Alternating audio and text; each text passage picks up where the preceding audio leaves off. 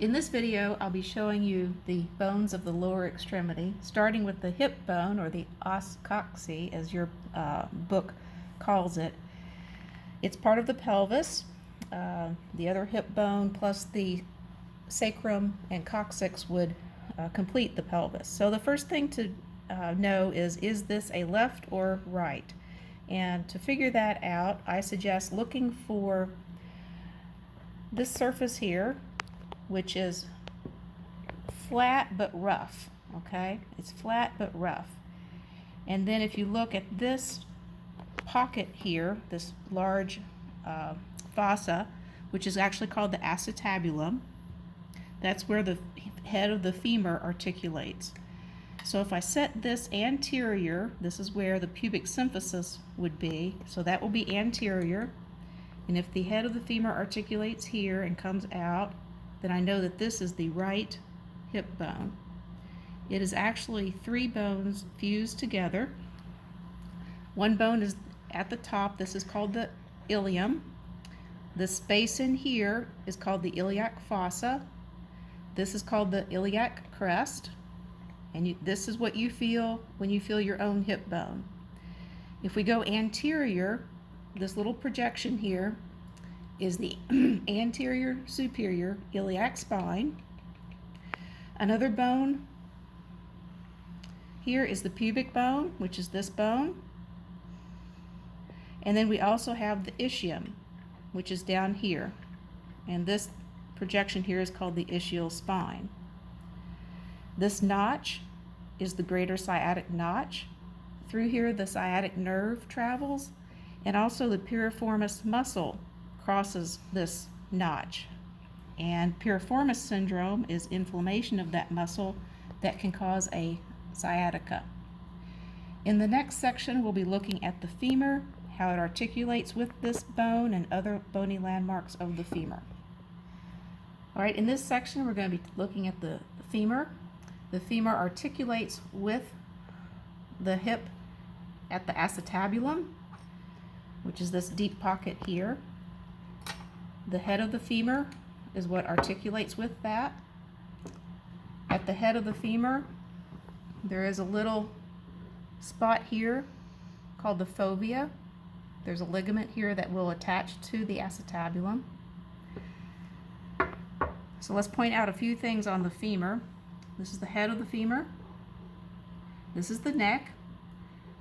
When someone says that they have a hip fracture, usually they're referring to a fracture of the neck of the femur, which is a common place to have a break.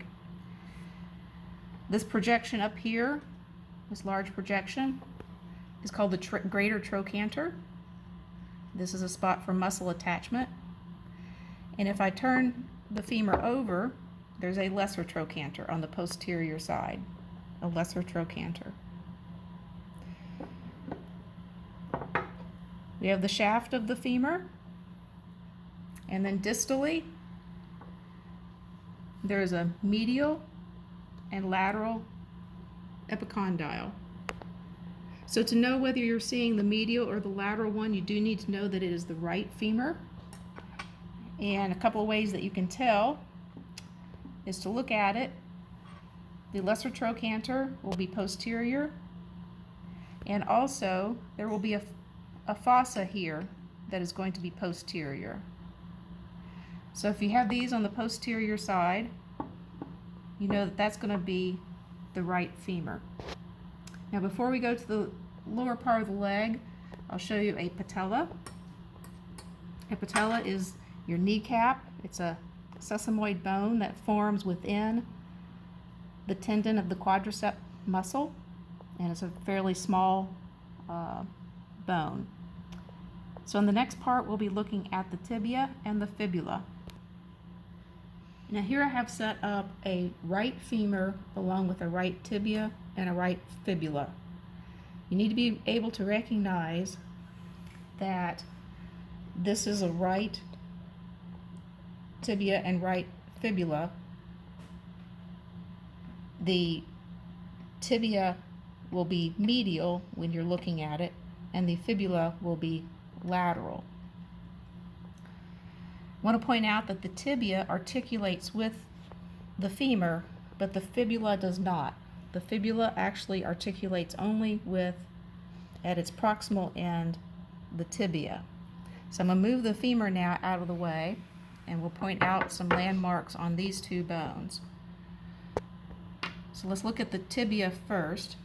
This little projection here is the tibial tuberosity.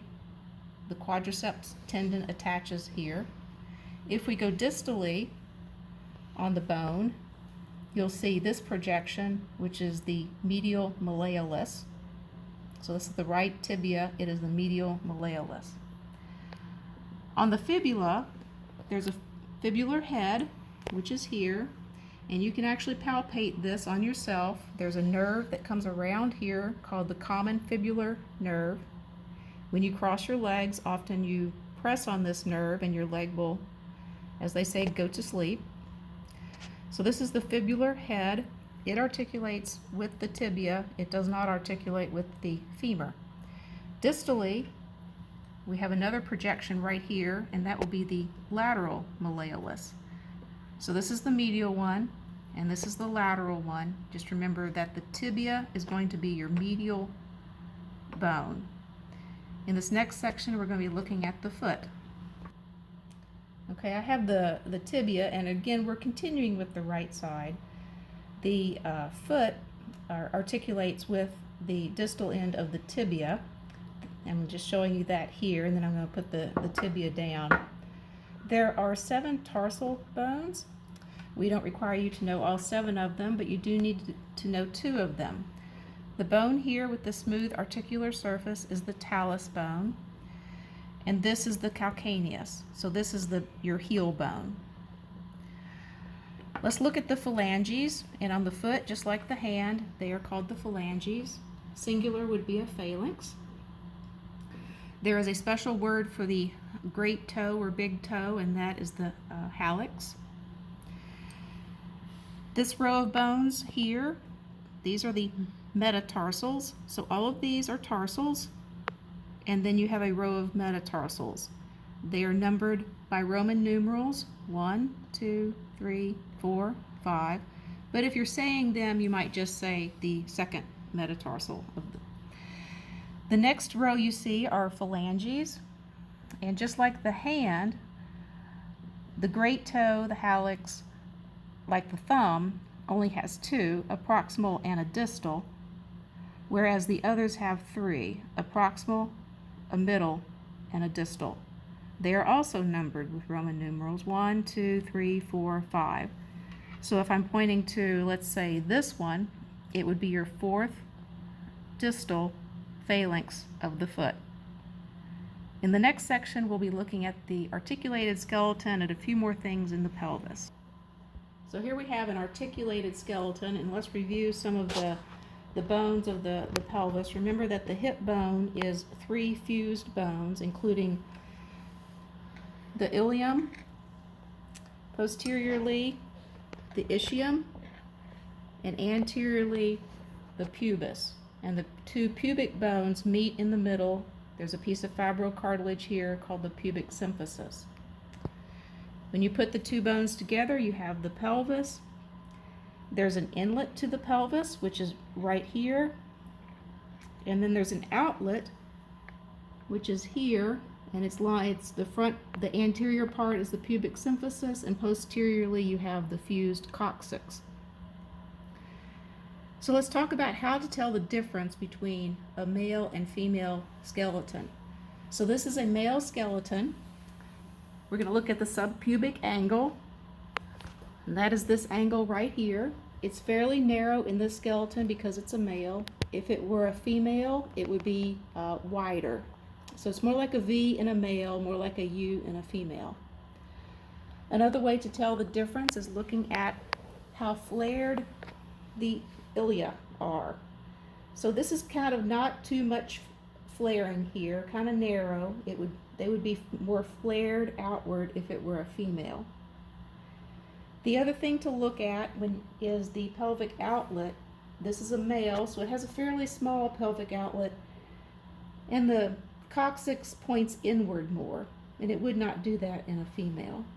So those are three of the differences between male and female. Now I'm going to turn him around and show you the greater sciatic notch that we talked about earlier.